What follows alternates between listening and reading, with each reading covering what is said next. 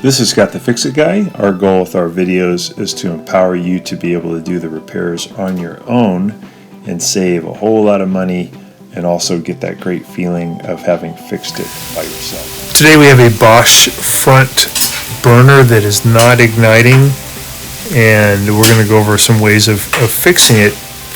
When I watch it, when it tries to ignite, I can see the spark is leaving the igniter too early down at the base. It's actually here on the front right igniter.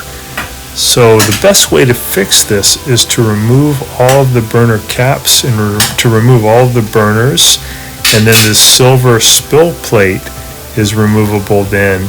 Also, there's a couple of little screws you have to take off near the front to take off the console, and then you can replace all the igniters. But sometimes the burners won't come off because the little screws that are holding it on are so corroded that they won't turn, or if you turn them too far, they'll break off.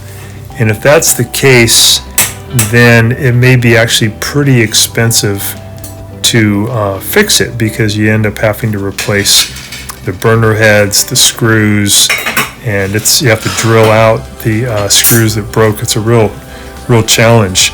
One thing you can do though is can thoroughly clean the screws and then put a little penetrating oil, let it sit overnight, and sometimes that will help to get the screw out. These screws come out with a Torx 15 bit, so we have one of them broke here on the front one, and the other one is actually turning. So I'm going to spin that one out. I'll take off the burner and show you guys some steps you can take to get it going even without having to replace the faulty igniter. So this igniter has a small crack in it in the porcelain, and it's letting out the electricity too soon. So we're going to go over a trick you can use to get it working at least for a while. So if you wanted to do it properly, to remove all the burner heads, you'd have to get all these screws off. And I can feel that these are not moving. If I give it a little bit more pressure, it'll snap them off. So you don't want to do that. If you break one of them, it's okay. It's still going to work fine. If you break off two of the screws, then the burner head won't stay against the metal frame and it won't produce a spark.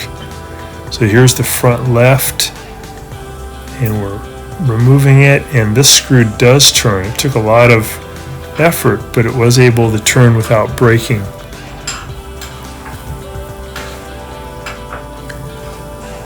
And then this one wouldn't move, but when I finally got to move, it just snapped the head right off. So at this point I'm thinking I don't really want to damage any more, so I'm going to just address this one burner that's having trouble and try to do a workaround for the igniter.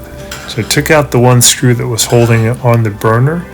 I'm going to get the burner head off, give it a little prying motion, comes right off, and I'm going to take a wire brush and really clean all of the corrosion that's built up underneath it, because I want to get a nice metal to metal contact with the burner head, and that's going to help the spark jump more properly the way it should, instead of the spark leaving too early down at the base of the igniter.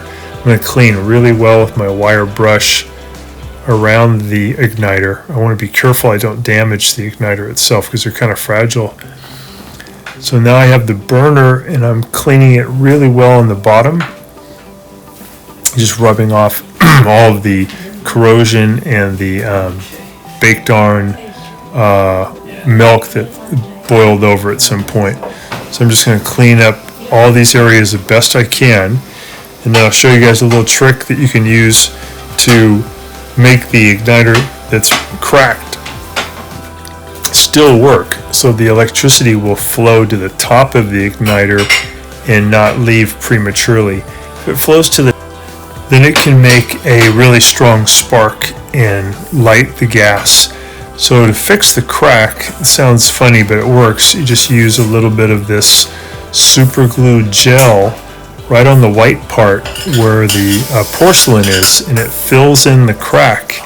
You let it dry, and then it totally works. It sends a spark, and that part of the igniter doesn't get super hot, so the crack will be sealed and you'll have a functioning igniter. It's best to replace it with a good igniter when you get a chance. Alright, thanks for watching. Thanks so much for watching our video. We really appreciate your support. And when you get a chance, please press the subscribe button below so you can be subscribed, and also the notification bell so we can send you more videos about appliance repair. Please also give us a thumbs up if you enjoyed the video. If you really liked the video and it really helped you, please press this new applaud button and you can show your support and also get a nice clapping hands for your video. Thanks again.